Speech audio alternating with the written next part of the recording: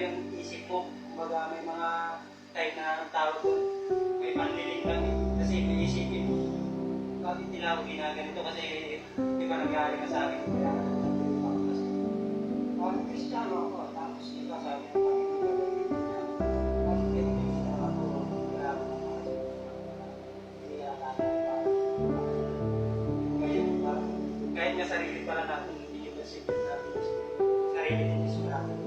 Kumbaga hindi na, yung pananampalataya siguro natin sa Panginoon, kailangan natin palawakin, kailangan pa natin talagang palakihin yung faith na mayroon tayo.